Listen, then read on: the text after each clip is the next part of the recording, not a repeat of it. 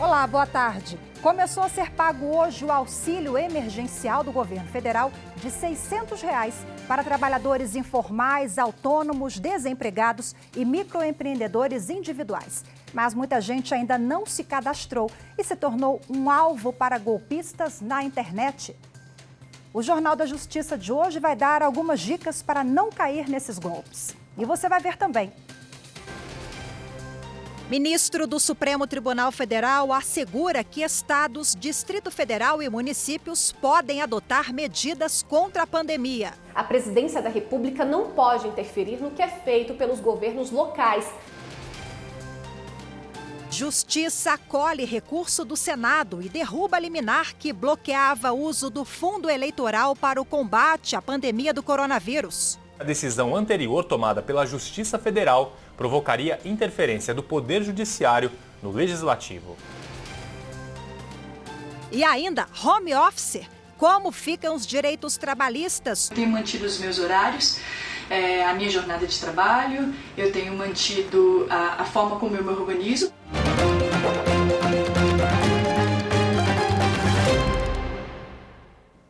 Com a autorização do Superior Tribunal de Justiça, a Polícia Federal deflagrou hoje a Operação Plantão Fase 2 para combater a organização criminosa suspeita de vender decisões judiciais no Tribunal de Justiça do Rio de Janeiro. Cerca de 60 policiais federais cumpriram 4 mandados de prisão temporária e 15 de busca e apreensão nos estados do Rio de Janeiro e de Santa Catarina.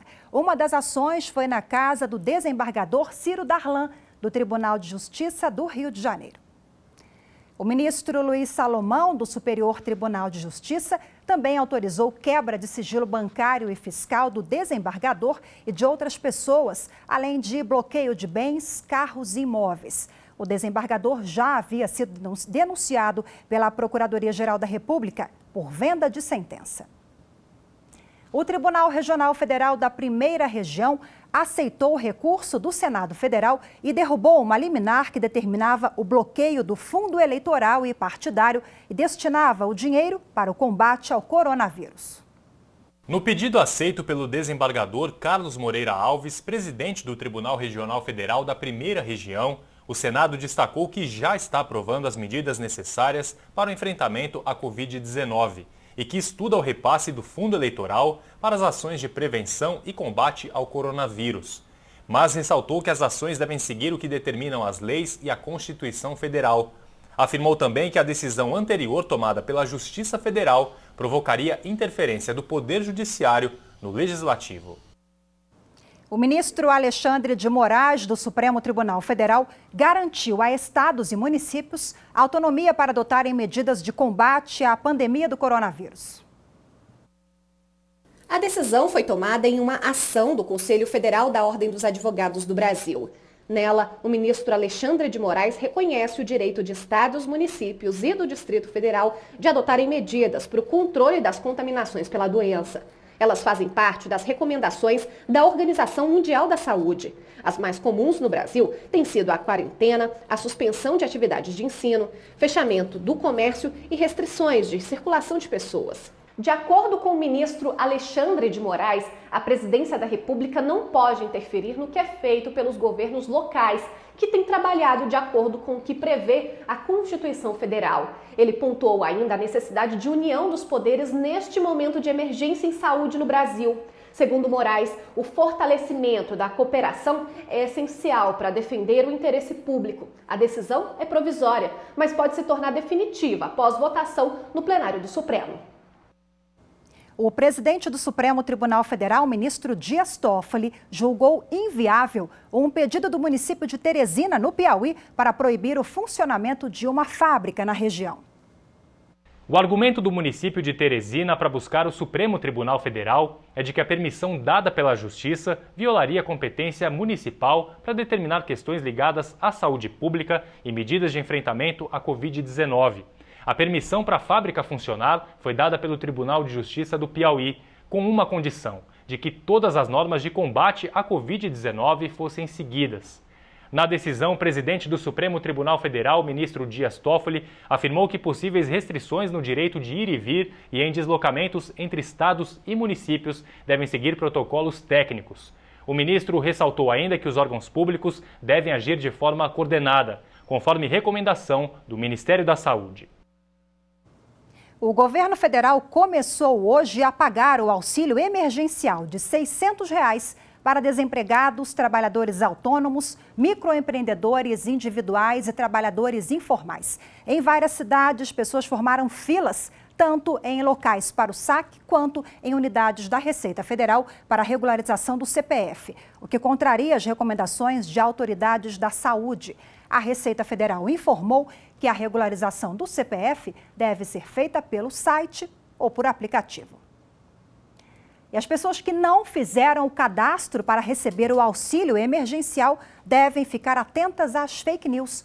Golpistas têm se aproveitado deste momento para lançar sites falsos na internet. O governo vai fornecer um auxílio de R$ 600 para ajudar no sustento de trabalhadores informais que ficaram sem renda até o fim do isolamento social. Tem direito a receber o benefício microempreendedores individuais, contribuintes individuais do INSS que estão inscritos no cadastro do governo e beneficiários do Bolsa Família, que recebem menos que o valor do auxílio. Os benefícios não poderão ser acumulados. O cadastro para receber o auxílio pode ser feito por aplicativo disponível para smartphone e também para computador. O pagamento da primeira parcela deve começar nesta quinta-feira e ser concluído até o dia 14 de abril. E para quem está inscrito no Bolsa Família, segue o calendário de pagamento normal. O saque poderá ser feito em casas lotéricas ou nas agências da Caixa Econômica Federal. Desde o mês passado, antes mesmo de ser lançado, fraudadores já circulavam em grupos de WhatsApp e redes sociais com falsas mensagens, como a de que estariam fazendo o recadastramento para um auxílio emergencial de R$ 1.200. O ministro da Cidadania, Onyx Lorenzoni, informou que foi montado um esquema de segurança para combater essas fraudes. As coisas estão caminhando bastante bem. O sistema de segurança que está montado com a ABIN, a Polícia Federal, a gente vem interceptando alguns sites e derrubando esses sites para evitar que haja qualquer tipo de fraude no processo. E a produção do Jornal da Justiça conversou com o especialista em direito digital, privacidade e proteção de dados pessoais, Rafael Faben. Ele deu algumas dicas para os trabalhadores informais que vão fazer o cadastro para receber o auxílio emergencial. Vamos acompanhar. O trabalhador informal que terá direito a receber o benefício pago pelo governo nesse tempo de pandemia deve se atentar a inúmeros itens. O primeiro deles é a segurança do site, a segurança do link que lhe fora encaminhado. Como ele conseguirá fazer isso? Em primeiro momento, é necessário que ele verifique, por exemplo, no Google, se aquele site é tido como idôneo ou, ao contrário, se aquele site, por acaso, está sendo apontado por outras pessoas, por outros usuários, como um site fake, como um site propenso à fraude. Em um segundo momento, é necessário também verificar se existe a validação de segurança também feita pelo Google. Verifique se o início do site consta como https://. Isso significa que o site seja seguro. Um detalhe, não são todos os sites que têm essa informação e nem por isso eles serão sites não seguros. Por isso que o terceiro passo é de suma importância. Pesquise se aquele domínio de fato existe, pesquise se aquele domínio é um domínio que fica no Brasil. Vocês saberão essa informação quando verificarem ao final do site .com.br ou .gov.br. Isso significa que o site está aqui no Brasil. E nós sabemos que essas informações que são colhidas, elas são colhidas pelo governo brasileiro, portanto, deve-se terminar em regra como .gov.br. Muito cuidado com palavras que são embaralhadas em trechos do domínio do site, que significa dizer, muitas vezes você pode entrar em um site como www.auxilio.gov.br e uma das letras ali dentro está invertida e por uma simples situação de não prestarmos atenção, nós acabamos passando batido e podemos cair aí em um link falso. E veja a seguir como ficam os direitos dos trabalhadores com home office. Assunto para o próximo bloco. Continue com a gente, eu volto já. Justiça para mim é o ser humano ser melhor para o próximo, ajudar mais as pessoas, uns crimes, algumas coisas cometidas, ter a lei certa.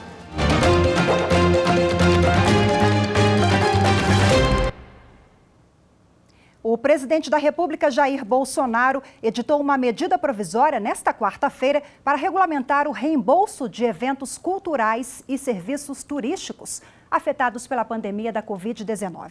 A MP define que, na hipótese de cancelamento de serviços, como reservas de hotel e de eventos, as plataformas digitais de venda de ingressos, o prestador do serviço ou a empresa responsável não serão obrigados a reembolsar em dinheiro os valores pagos pelo consumidor. Isso desde que assegurem a remarcação do serviço cancelado ou disponibilize crédito para uso ou abatimento na compra de outros serviços ou eventos. A medida provisória tem validade de 60 dias, mas precisa ser aprovada pelo Congresso Nacional. A Covid-19 despertou dúvidas em trabalhadores que tiveram que assumir suas funções de casa. Como ficam os benefícios, como vale transporte e refeição?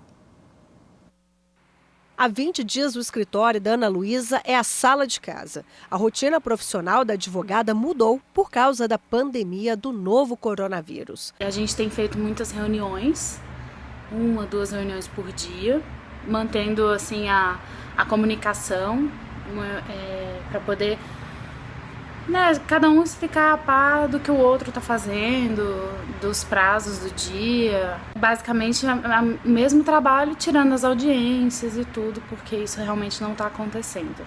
A Lorena está se acostumando ao novo cotidiano de trabalho. Eu tenho mantido os meus horários, a minha jornada de trabalho, eu tenho mantido a forma como eu me organizo, porque eu acho que isso traz muitos pontos positivos. Então eu tenho aqui o meu planner com o meu dia a dia de trabalho, a minha semana de trabalho, o meu mês com as minhas entregas. Então manter essa organização, mesmo no universo domiciliar, enriquece bastante. Novos hábitos que também têm gerado insegurança do trabalhador. O medo é de que, com o trabalho remoto, o mercado seja precarizado e o direito dos empregados desrespeitados. E isso também é uma faca de dois gumes, porque ela pode servir para precarizar a vida do trabalhador, se implantando uma modalidade de trabalho intermitente, onde, como a pessoa está trabalhando de casa, ela estaria disponível o tempo inteiro. Ela receberia um SMS, ou um WhatsApp, ou um e-mail tanto do órgão empregador, ou do seu chefe, ou do cliente, o tempo todo. Então essa pessoa,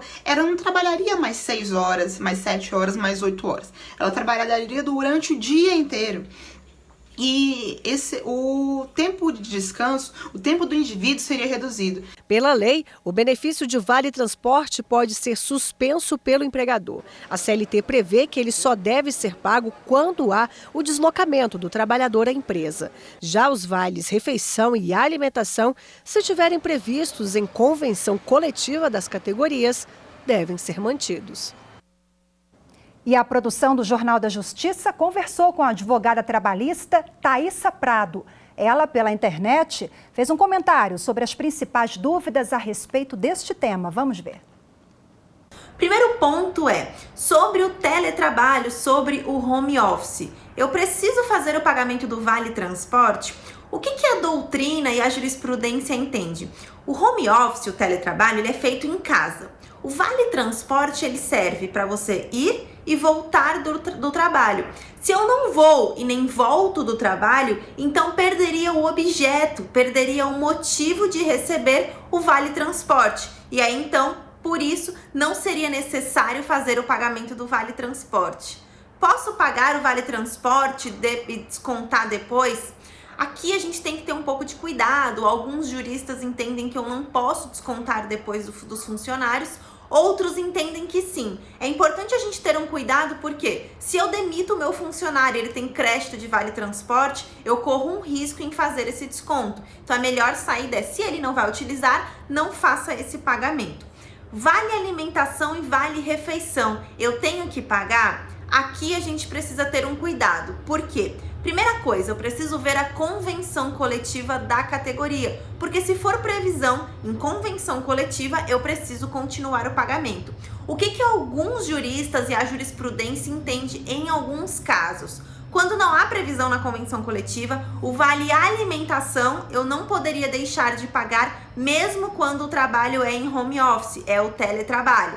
Mas se for o caso do vale refeição, que é aquele valor para comida pronta, para comida diária, eu poderia deixar de pagar. O meu posicionamento é que se tenha um cuidado aqui, porque mesmo que o funcionário esteja fazendo teletrabalho, se tiver previsão em convenção coletiva, é importante ter uma cautela. Mesmo que não tenha, é importante que se faça uma análise de caso a caso para ver se você pode ou não deixar de pagar. Principalmente porque a medida provisória 927 nada informou sobre isso, mas a medida provisória 936, quando ela fala de redução e suspensão salarial, ela fala que todos os benefícios devem ser pagos. Então a gente poderia fazer uma analogia aqui com essa mudança contratual do trabalho presencial para o teletrabalho, e aí muitos juízes, o judiciário poderia entender que então os benefícios devem continuar sendo pagos. Agora, última pergunta aqui. Há alguma previsão contratual para que o empregador pague os custos? Aqui, mais uma vez, muito cuidado. A medida provisória 927, o que ela informa? Que o empregado e a empresa podem fazer um acordo, um termo de acordo, e eles vão decidir quem vai pagar com esses custos de energia, de equipamentos. Ok.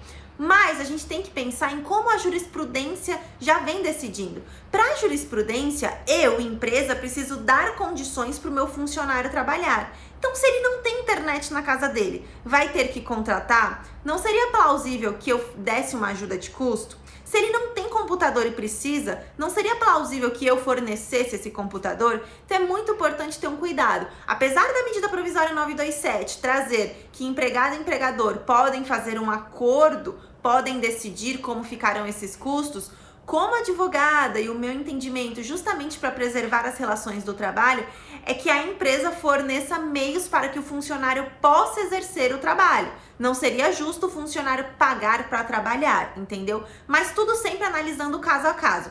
Tássia, você como advogada de empresa, qual é o principal ponto que você acha de toda essa situação? Bom senso. Eu preciso ter um bom senso tanto da empresa quanto do empregador. Eu preciso ter um bom senso de toda a sociedade para agir nesse momento. Nós estamos sim num momento que é muito difícil, que é muito delicado, mas nós precisamos de alternativas viáveis para as duas partes. Quando a gente fala de justiça, é equilibrar a relação entre empresa e empregador, tá bom? Queria agradecer muito a TV Justiça, foi uma honra estar aqui com vocês hoje, respondendo alguns questionamentos.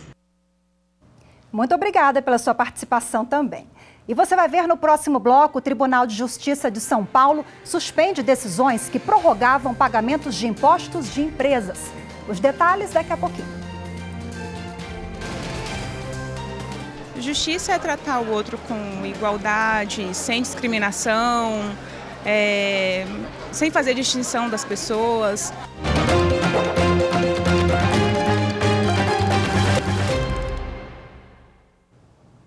O presidente do Tribunal de Justiça de São Paulo, desembargador Geraldo Pinheiro Franco, atendeu a um pedido do governo estadual e suspendeu uma série de decisões liminares que autorizavam a prorrogação da data de vencimento dos impostos até o final do estado de calamidade pública. Na decisão desta quarta-feira, o desembargador diz que a intenção dos juízes responsáveis pelas prorrogações dos prazos foi a melhor possível, mas afirma que a redução na arrecadação pelo Estado interfere diretamente na execução das medidas necessárias à contenção da pandemia da Covid-19.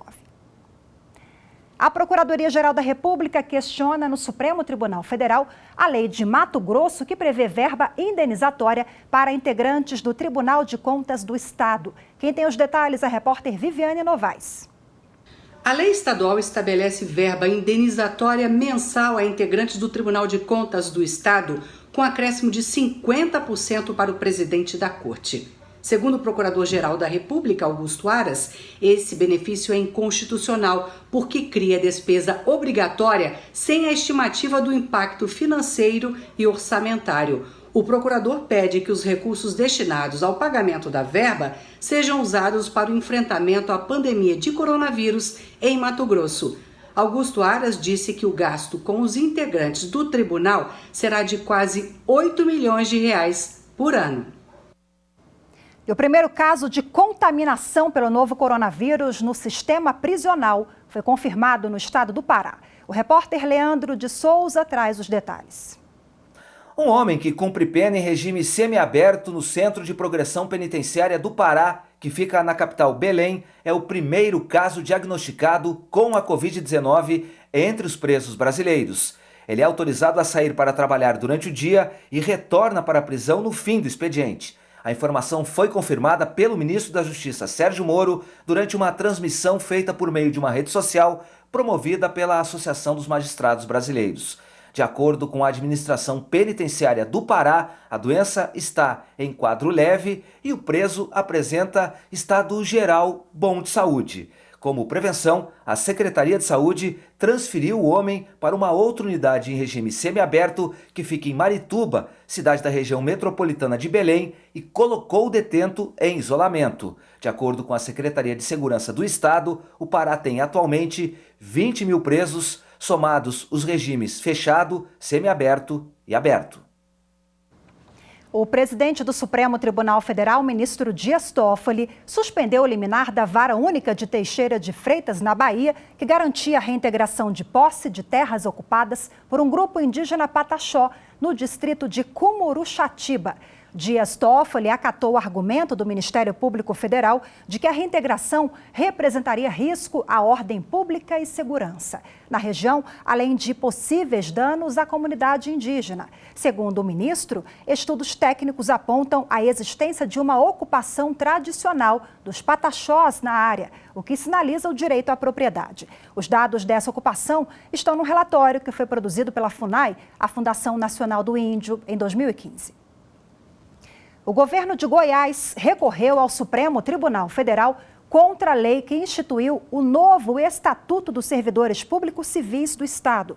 A repórter Fernanda Porto tem outras informações.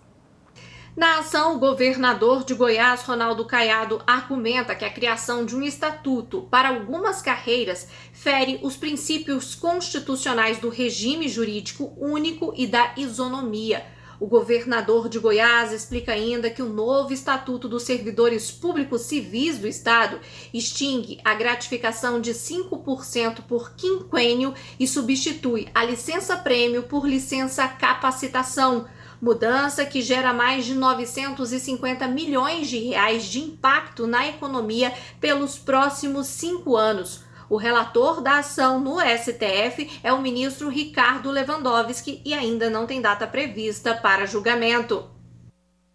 E o Jornal da Justiça, primeira edição de hoje, fica por aqui. Muito obrigada pela sua companhia. Lembrando que eu volto em instantes com o programa especial Coronavírus.